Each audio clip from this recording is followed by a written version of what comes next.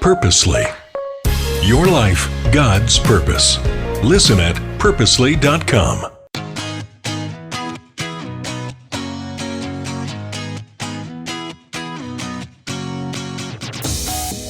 I'm Julie Lyles Carr. This is the AllMomDoes podcast, part of the Purposely Podcast Network.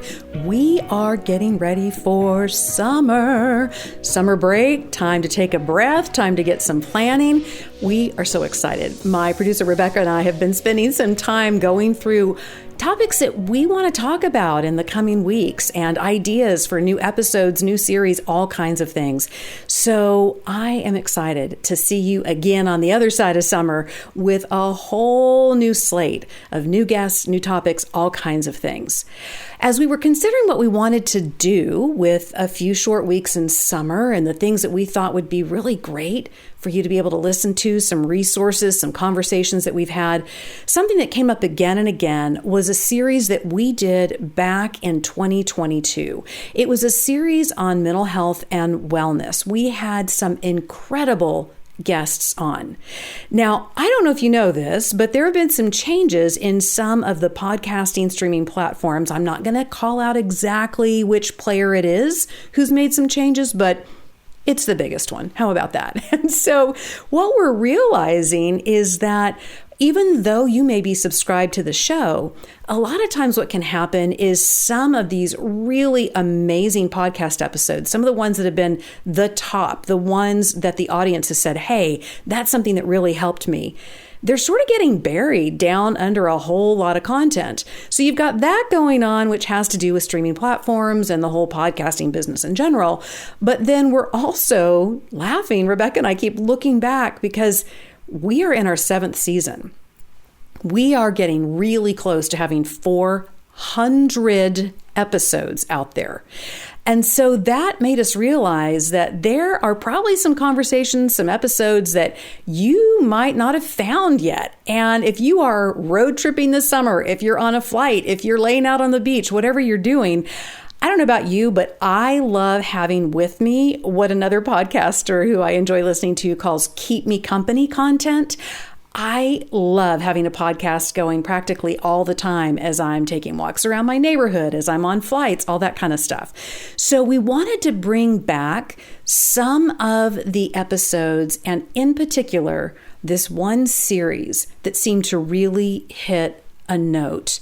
Make sure that it's on your dashboard. Make sure that you've got easy access to it in whatever app you're using to listen to your podcast. So that is this mental wellness, mental health series. At the time that we put this series together, summer of 22, I was sort of coming up for air, having left a position I'd held for a long time, right in the middle of the pandemic, having 3 kids get married, and a 4th was going to be getting married pretty soon. I was expecting my first grandbaby. I had several businesses going, and all of those things were amazing blessings. But there were a lot of challenges that were also going on at the same time. As you know, if you've been a listener, you know that I lost my mom and my grandmother during the pandemic, not due to COVID, but I think the circumstances around it, the isolation they had in their assisted living was a big challenge. And having to go through all that you go through in the passing of a loved one, but having to do it from afar and from a distance, and having to rely so heavily on my brother and sister-in-law to really carry the burden. Tremendous challenge in that way. There was also just the emotional shift of moving from a position that I had held for a long time and loved, but knowing that it was time for me to move into another area of my business. That was really hard. Who was I if I wasn't this person that I had been in this other role? Where did I fit? What did those friendships and relationships look like? That was something really big. You've also heard me talk about when you go through different seasons of change and things that go down with your kids when they're launching. It's so exciting on so many fronts.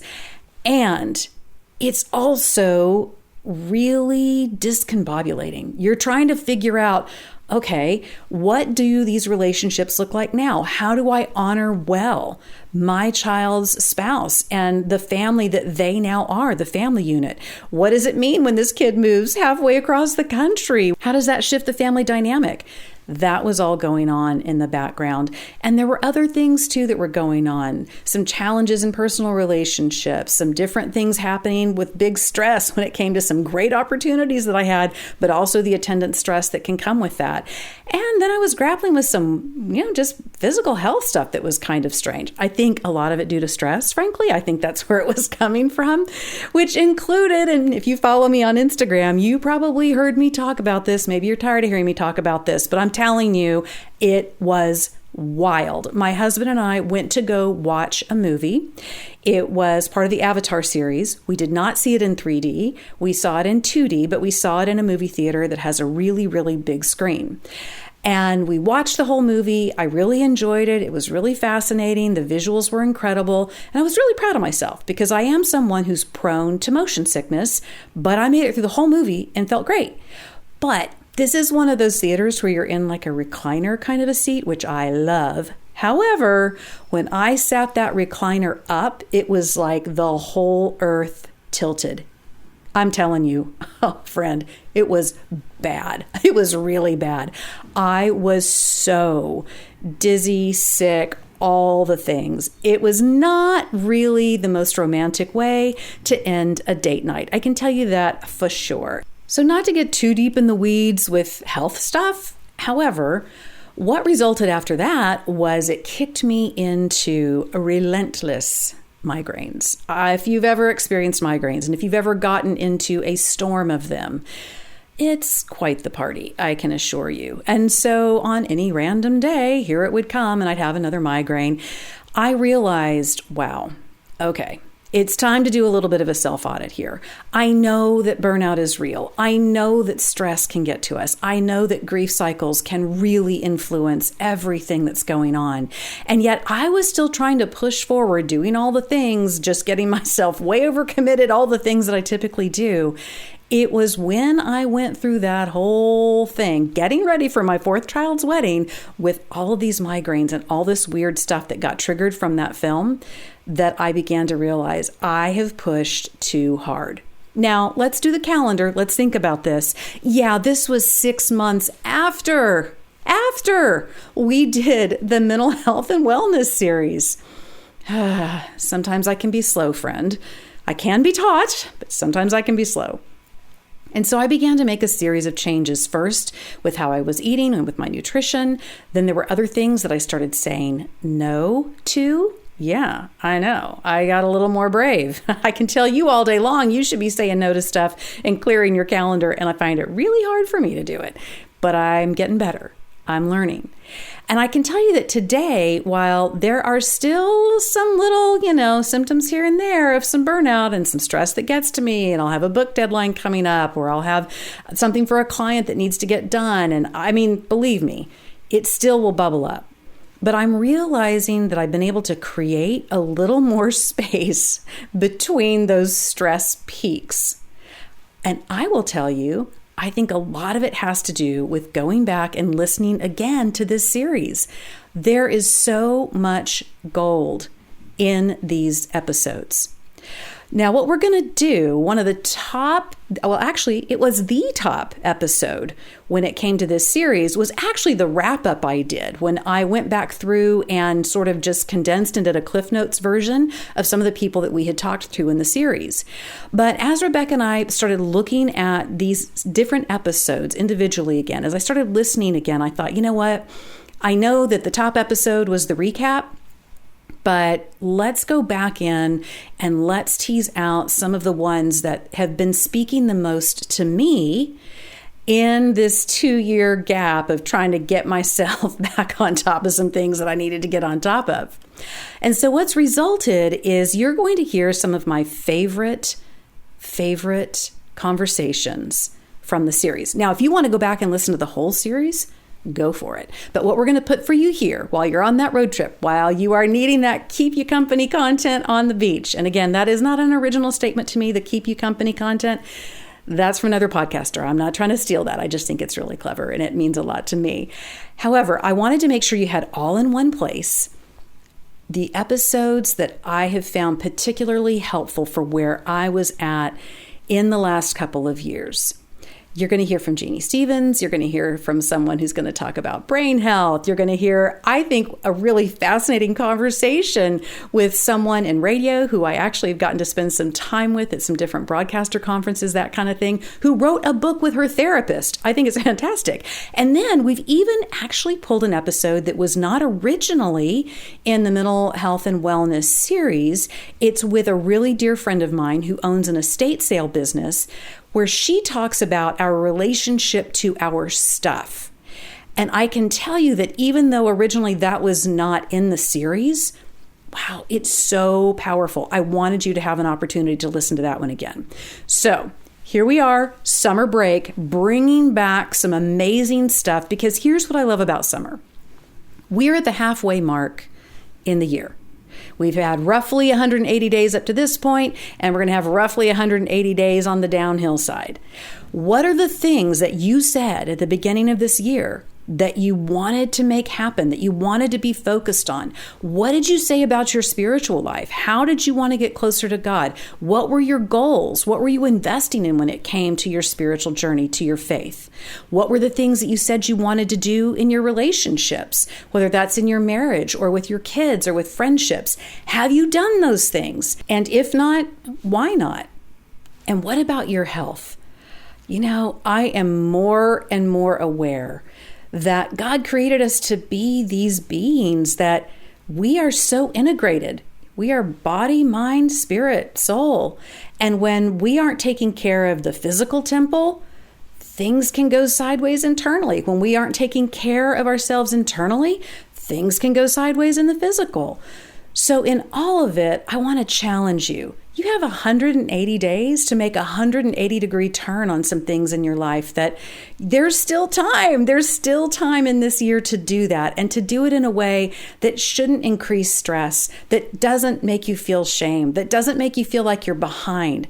Tools and ideas for really thinking about, wow, Jesus came to give me an abundant life.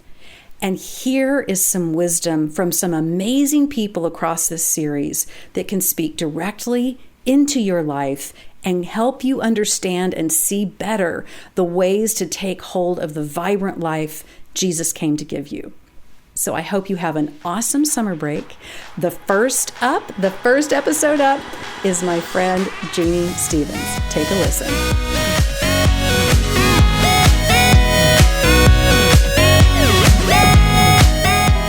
Sure, a lot of kids go straight from high school into college. Fine. But guess what? Each of your kids is an original. And sometimes the path that other people take, it's not the right one for them.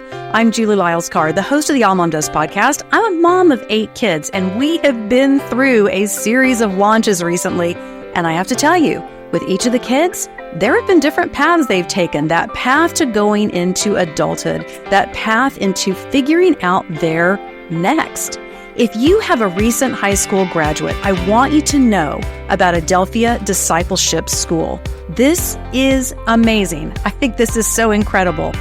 It is a program that acts like a gap year, but in a really guided and beautiful way. Let's face it, studies are showing us that nearly 75% of young Christians are drifting away from their faith after high school. And I think some of that has to do with they're just trying to figure out who they are. They're not sure what their direction's going to be. With Adelphia Discipleship School, they have the room, they have the ability, they have the pause to take a breath, remember who they are, and get the guidance for what their next is going to be. Adelphia Discipleship School is located in Southeast King County. And again, it's more than just a gap year program. It's a journey, a transformative journey for young adults who are wanting to deepen their relationship with Jesus. And check this out. This is amazing. Adelphia provides a tuition-free experience through a work study with Lake Retreat Camp. That's right. Having your high school graduate, your young adult, go to Adelphia, attend Adelphia, it will cost you absolutely nothing. So whether you are the parent of someone who is trying to figure out their next, maybe that's you, maybe you're a recent high school graduate, you're trying to figure out what you want to do in your next season of life, I want to encourage you to check out Adelphia Discipleship School. It's going to help you grow in your identity in Jesus, and the applications for their fall classes are open now, but spots are limited. So I want you to get in there and start talking to Adelphia today. Don't miss out. Call 425-432-4293. That's 425-432-4293, or visit adelphiaschool.com to find out more.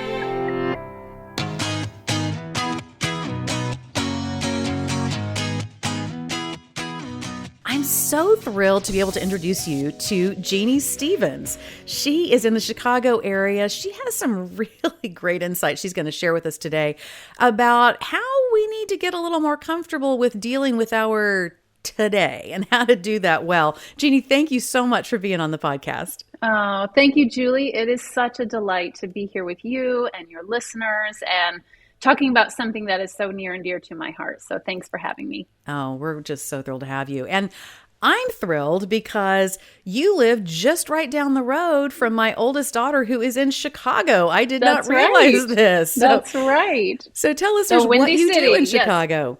Yes, my husband and I co-pastor a church. We started it in our living room about 11 years ago now. We're going to celebrate 11 years of ministry, and it has just been an incredible journey of growth and transformation and highs and lows and learning and unlearning and everything in between. I like to tell people our mission as a church is that we want to lead people into a transforming relationship with Jesus. And I feel like I've been the greatest recipient of the mission. I have been transformed from the inside out. So that's what we do. We live in Chicago. We have two teenage kids, a 13-year-old and a 16-year-old, two very emotionally needy dogs. And that's our family. So, yeah.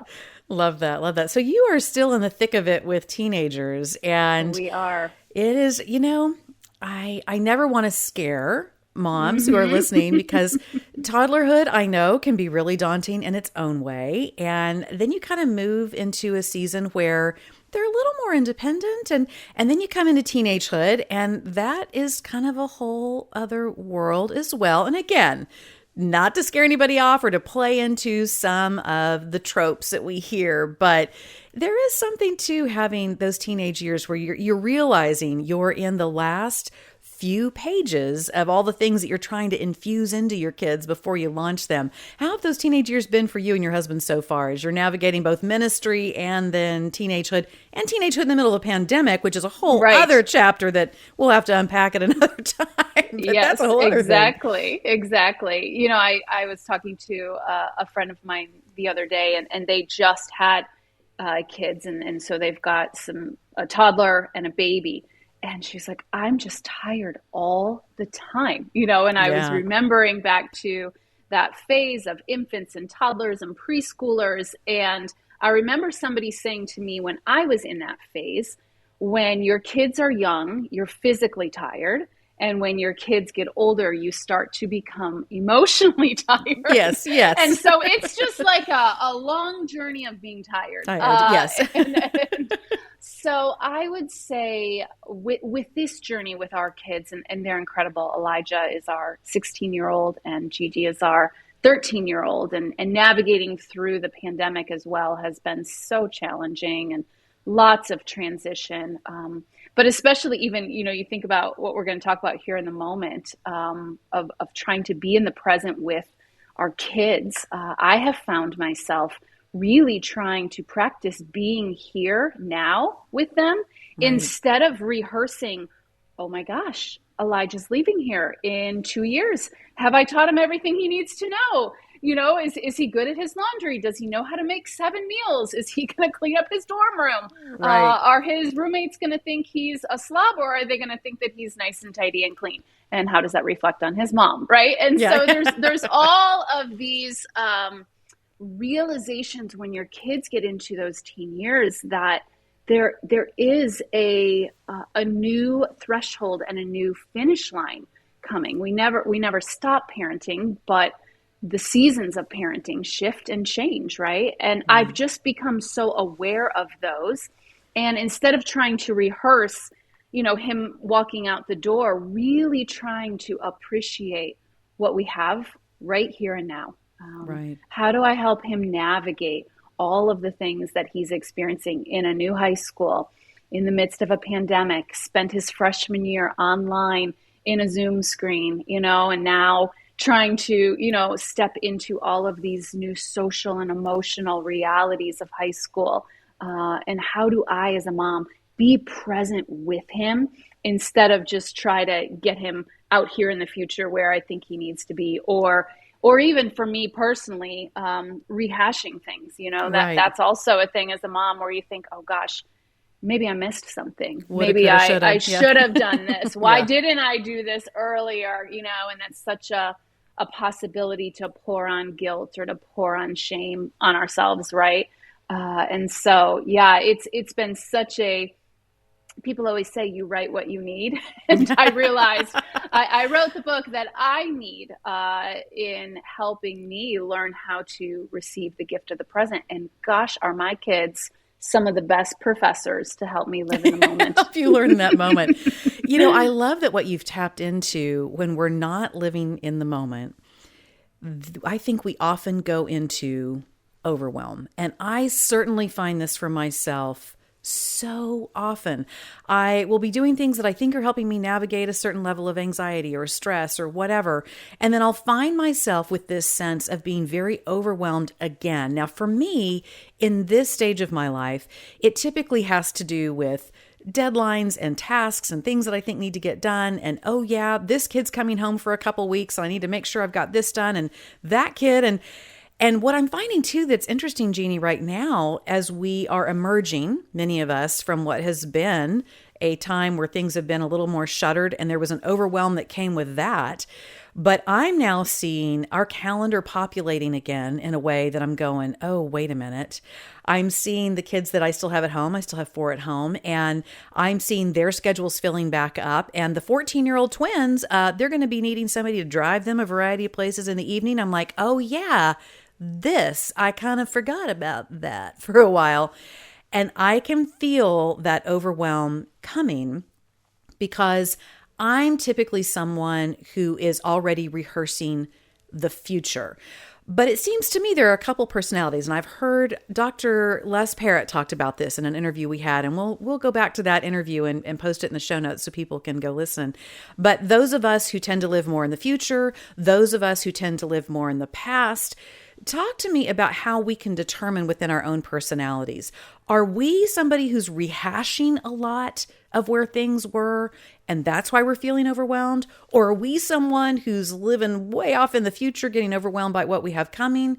So where do you find people kind of land, and how do we determine who we are in that lane? Yeah, I love that question. And I think that, Julie, all of us do both at some point or another.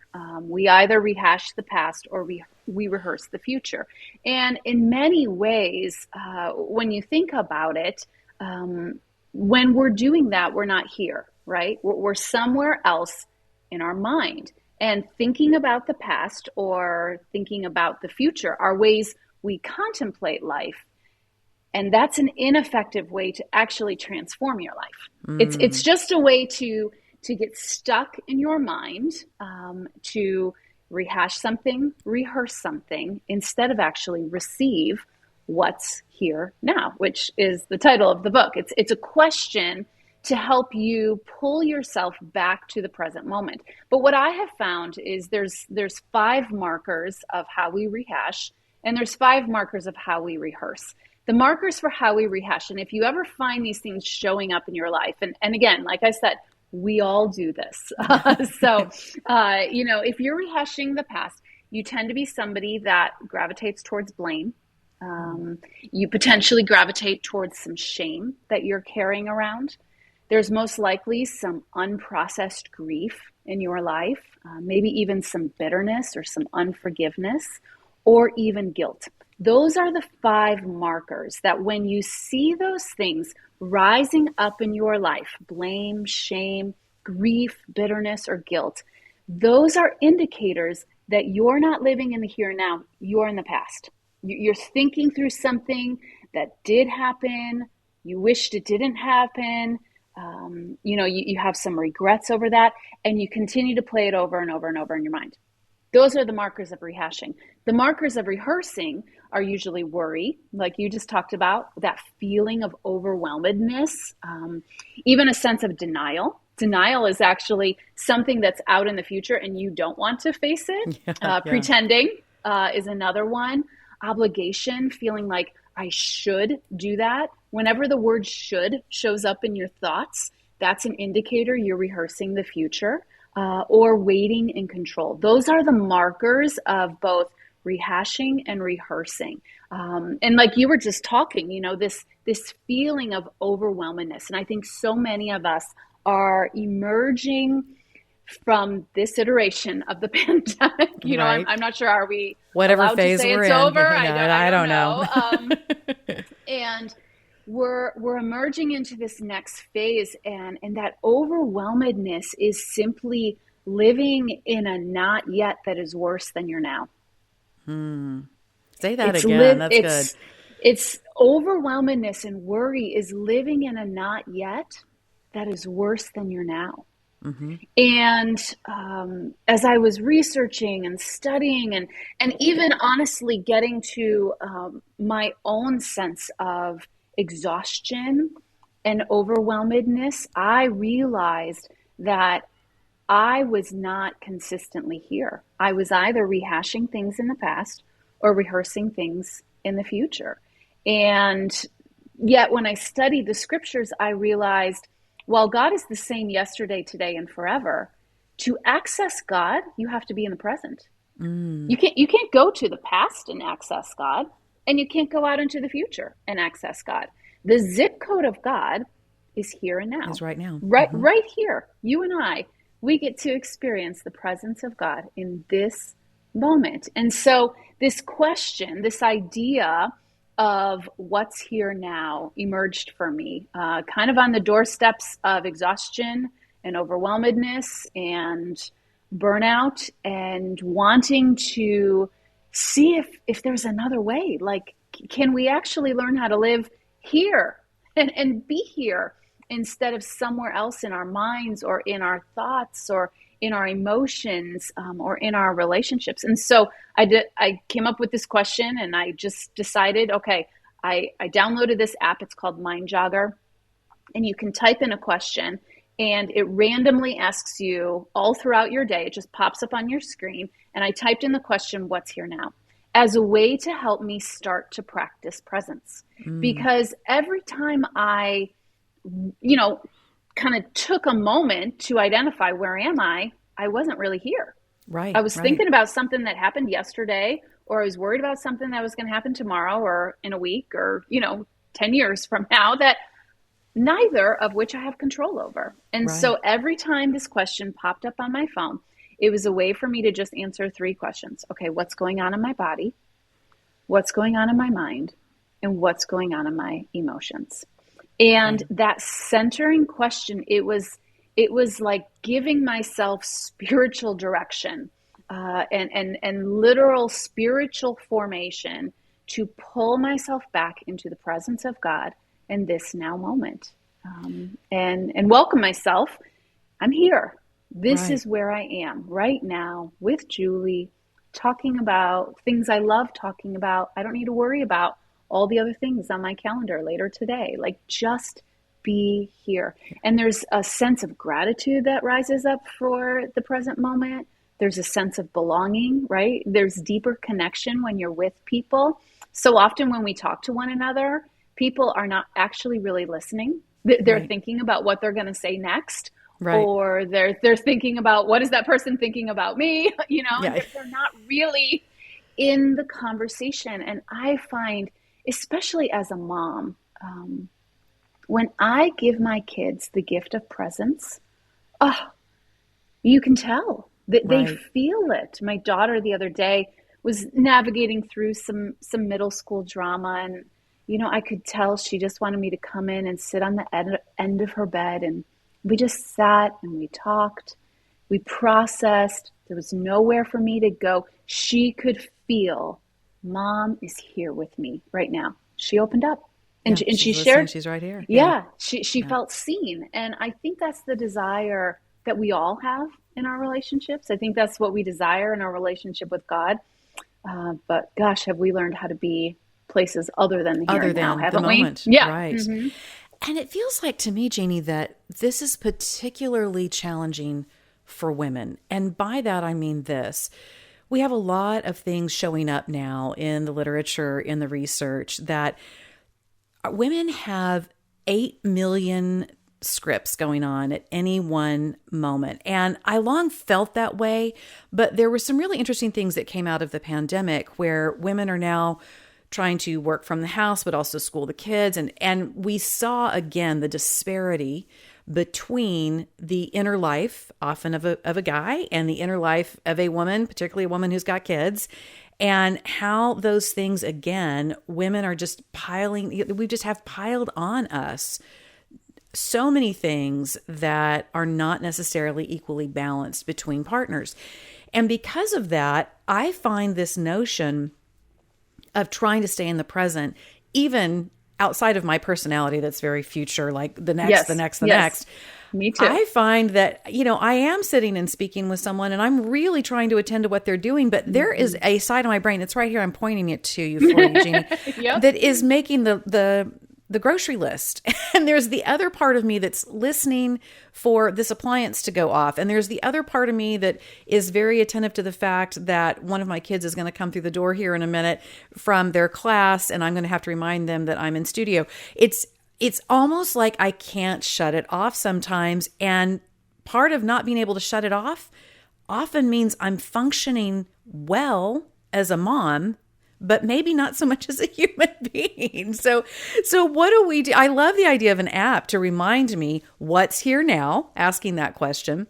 The other piece for women too, though, that I think is interesting, not only is it the duties and roles that we're trying to fulfill, and there's so much going on with that, but I find too for women, there's a lot of times that we have to ignore the question of what's going on in I'm looking at what's here now, and I look at the question of what's going on in my body. Well, I've got to ignore these cramps that are going on because I can't just double over. And if I look at, what's going on within my own mind, I'm trying to keep these 4 plates going at the same time. So regardless of our personality, if we're a rehasher or a rehearser, sometimes to me, just by the fact we're in the office of being a woman, makes this presence challenging. What are some things we can do, whether we're going forward into that rehearsing or backward into that rehashing, in those things that feel functional as a woman? How do we start to quiet some of those? Yes. Yeah. There's so much research that has been done around our thought life. And I love that you even point out, women have about 30,000 more thoughts a day than men. Wow. I did not know that. So 30,000 more thoughts. 30,000 so we just more, light up an MRI like a Christmas tree next to our. Okay, all right. And it ranges from about 60,000 to 80,000 thoughts in a day. So if a man is thinking 60,000, a woman is upwards about 80,000 thoughts per day.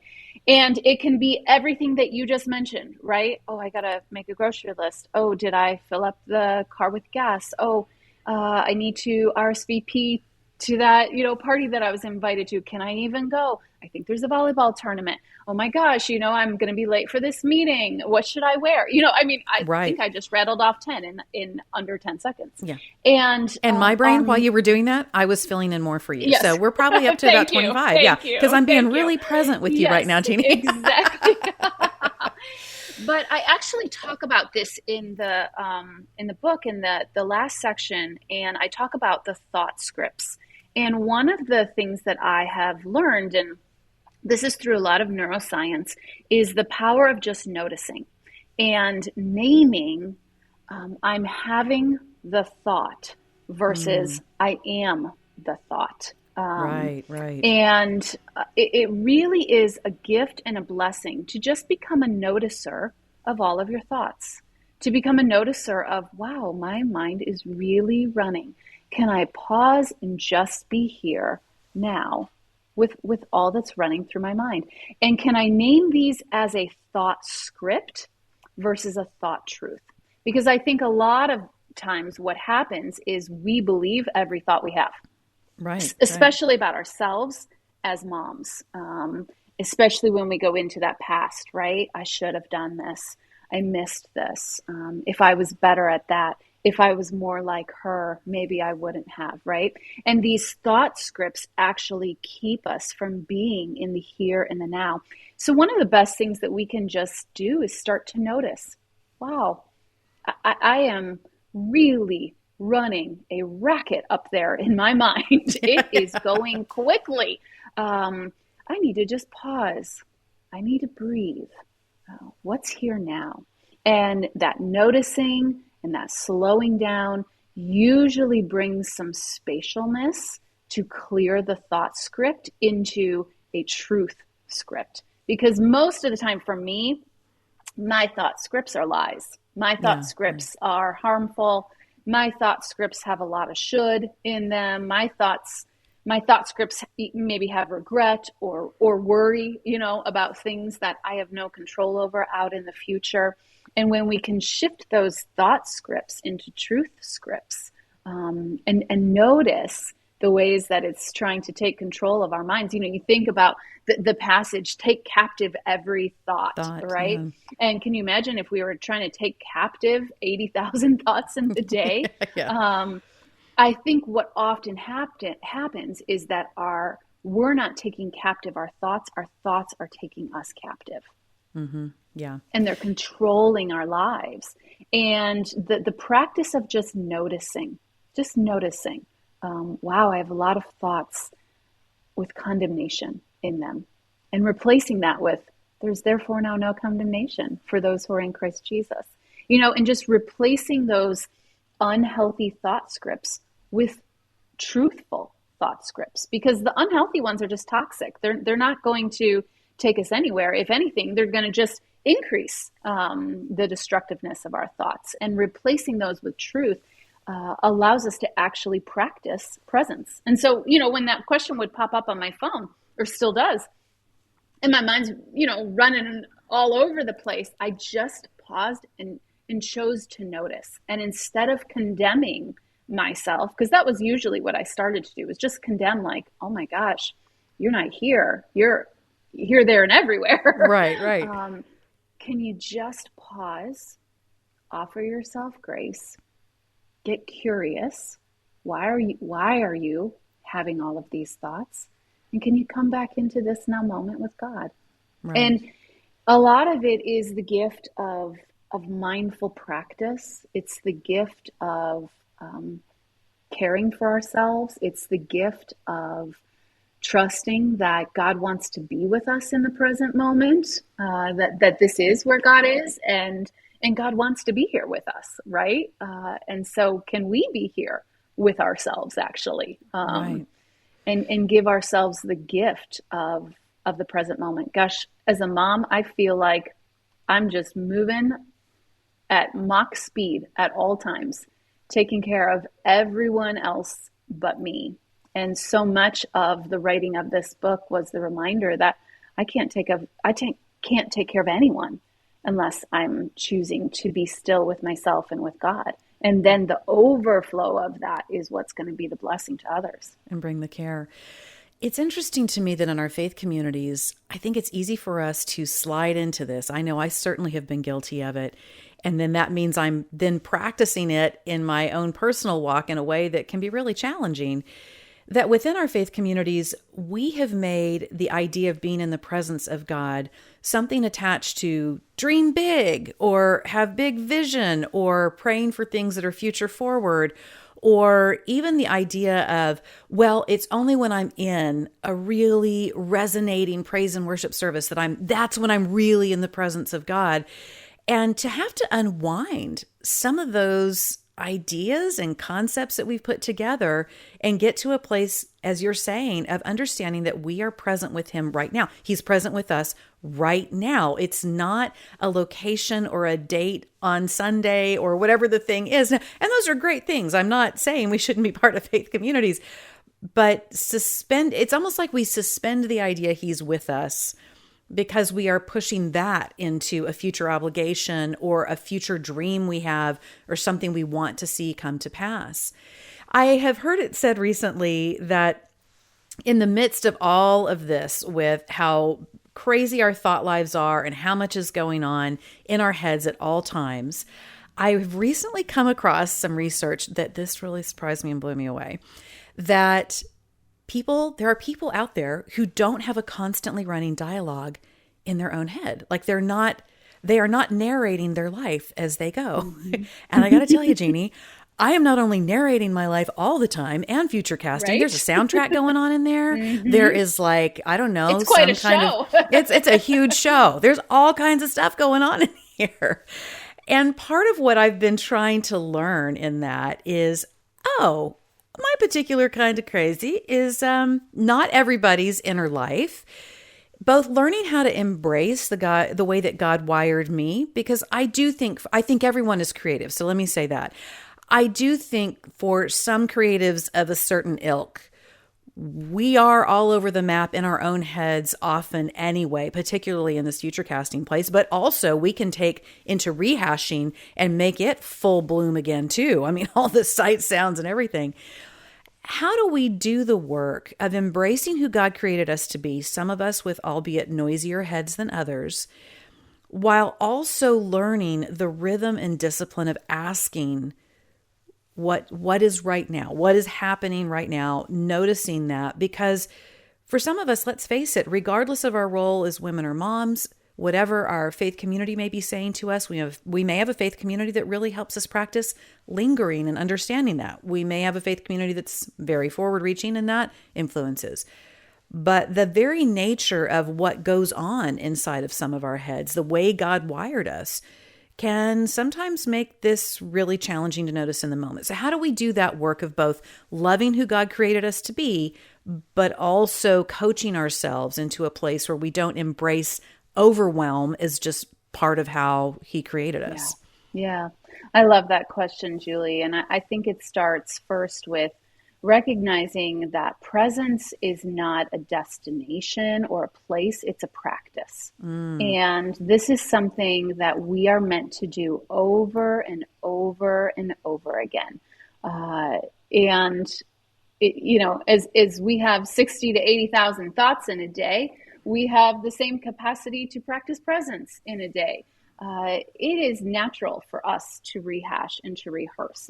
That's not going to necessarily stop in our lives. It's what we do with it. And as I mentioned earlier, just learning how to pay attention, what's going on here in my body, what's going on here in my thoughts, what's going on here in my mind, and drawing ourselves back into the present moment. It's the gift of noticing. It's the gift of getting curious. And then when we start to share that with other people, it does start to slow down the rate at which the thoughts come into our mind. And we really do get to practice the gift of belonging, the gift of what I write a little bit about this, of intimacy. And intimacy is into me see.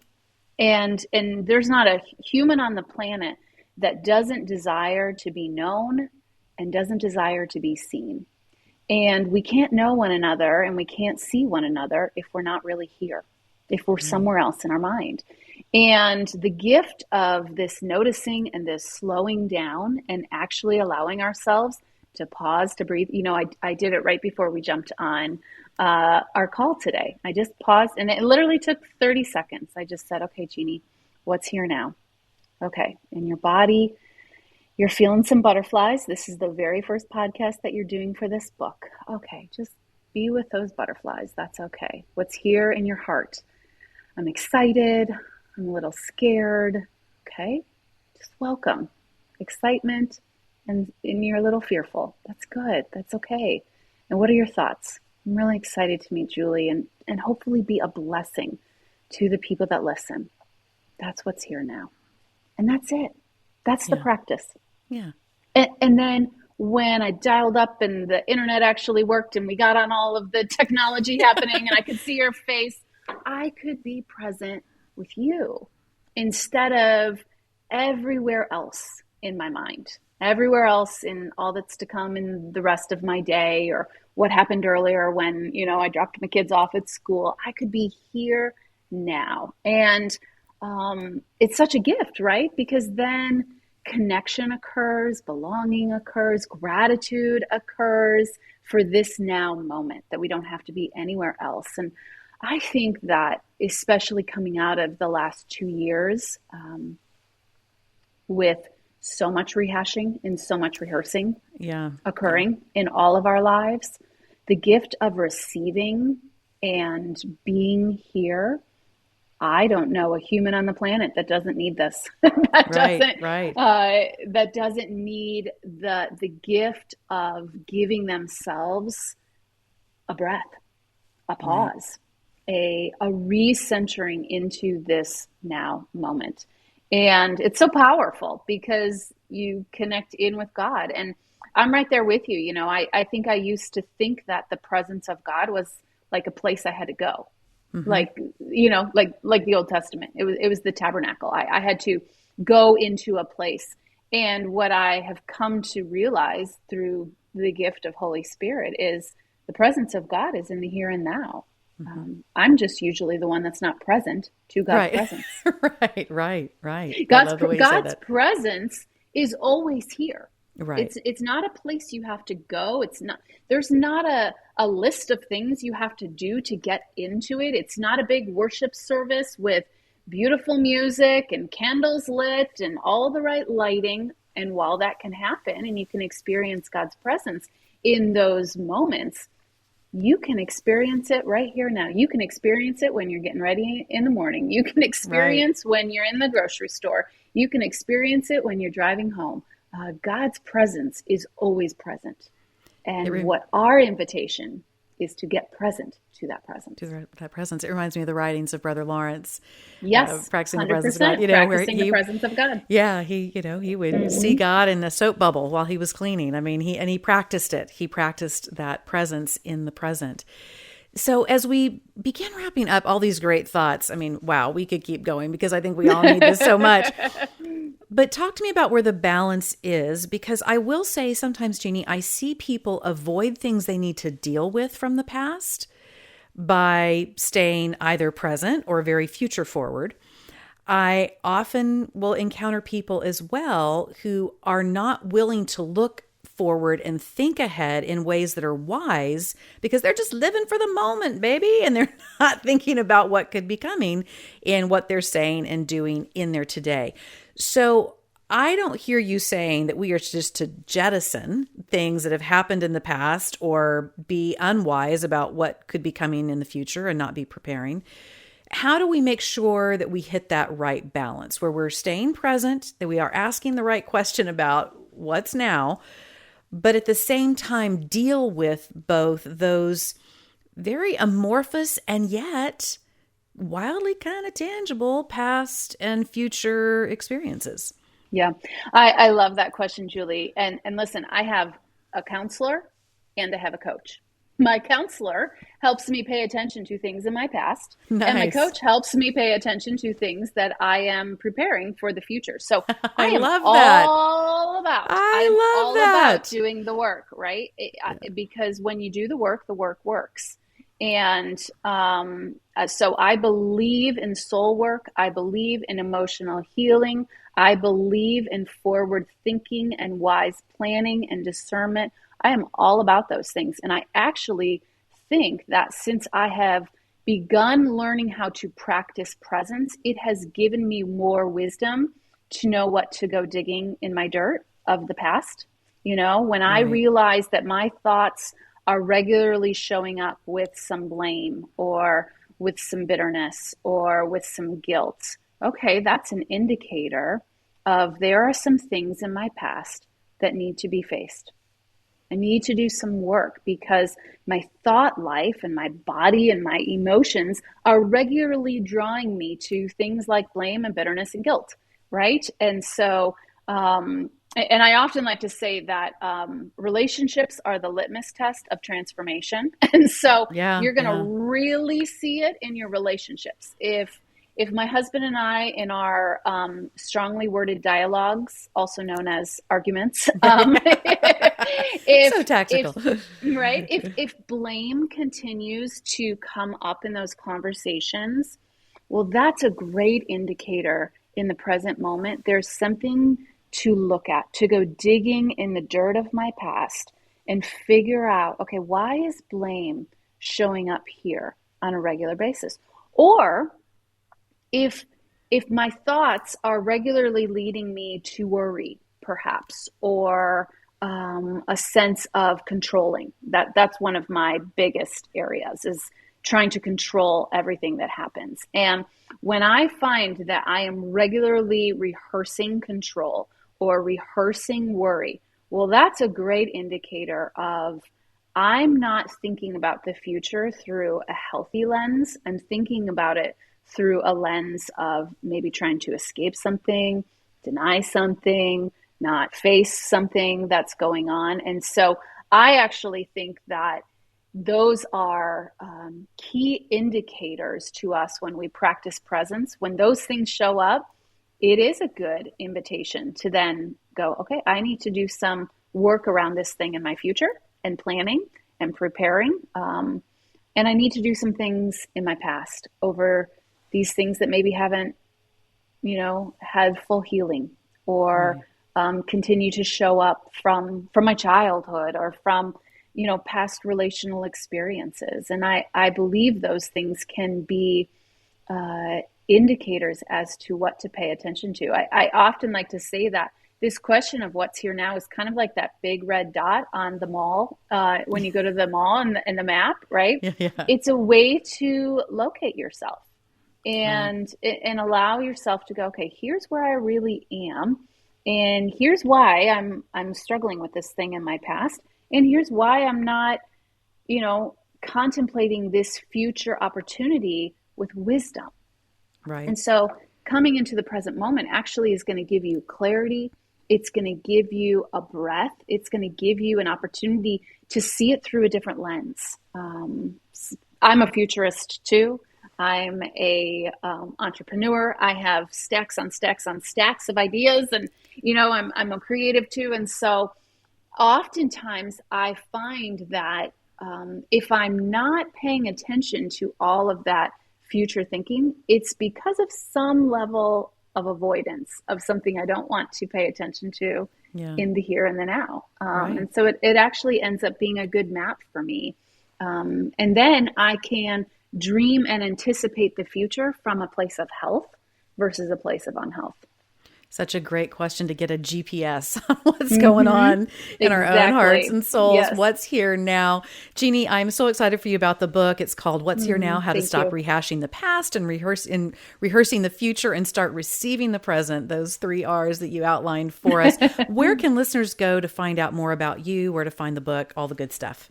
Yeah, they can find me at my website, JeanneStephens.com, and it's available at all the normal retailers where books are sold. So wherever you want to get your book from, you can order it, Amazon, Barnes & Noble, Target, all of those places. And if you pre-sale it, there's some fun little free gifts on my website. So go in and put your code in, and you'll get some free gifts to help you actually do the practice on a regular basis. So yeah. Beautiful.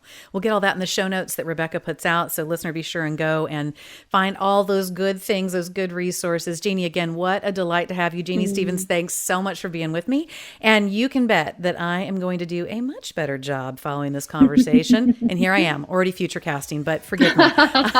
In the future, I'm going to do a better job of asking what's here now. So great to have you today. Thanks so much, Julie. Such a joy to be with you.